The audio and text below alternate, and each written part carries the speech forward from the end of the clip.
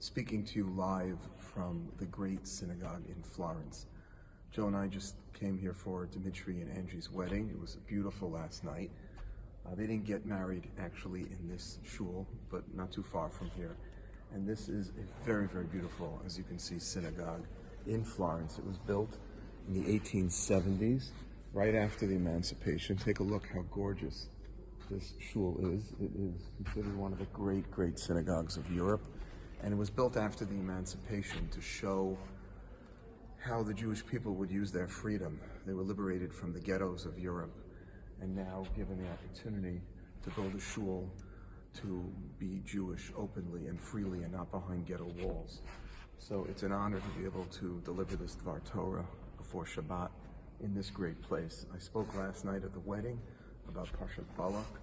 Balak is the king who commissions Bilam, the non-Jewish prophet, to curse the Jewish people.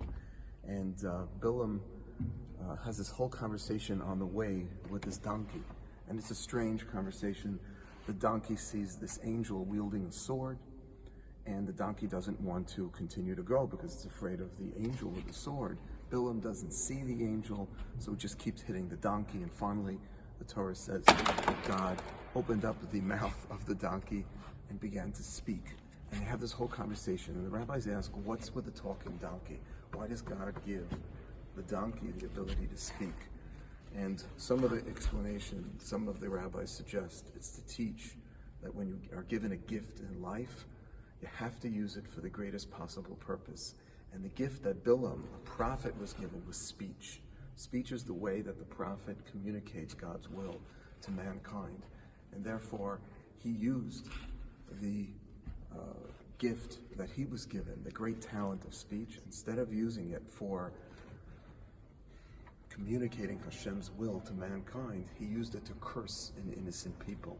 So Hashem took that gift and he gave it to the donkey, the lowest of the animals, teaching Bilam and all of us a very important lesson, that if you don't use it, you'll lose it. If you don't use the talents and gifts that you were given in life for something positive and productive, then it's never going to be utilized, it's never going to be sanctified, and ultimately it'll just be given away or abused in such a manner that it can actually be given the opposite effect. And I think about this here in this beautiful shul, because look how artists used their gifts. They used their gifts to magnify and sanctify Hashem's name by creating such a beautiful edifice, such a gorgeous shul. And that's a really good question for all of us to ask ourselves, is that how are we using our gifts in life? Are we using our artistic ability to express ourselves beautifully, or are we using inappropriate language when we speak? Are we using our humor to make people laugh, to lift them up when they're down? Or are we, God forbid, using our speech in a way that degrades people? Everybody's got a different talent. The question is, how do you use it?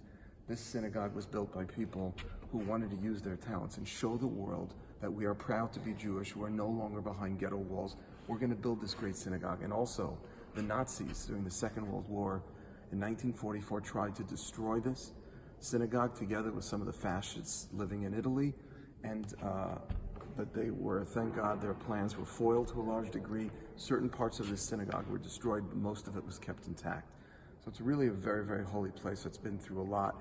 There's also a memorial outside to the 248, I believe, Jews from Florence that were killed during the Shoah. So this synagogue really represents Jewish continuity, Jewish survival, and using gifts, artistic gifts, to be Makadesh Shem Hashem, to sanctify God's name, and to make Hashem who he is, and to proclaim God's name as glorious in the world. Nothing could do that better than a beautiful synagogue.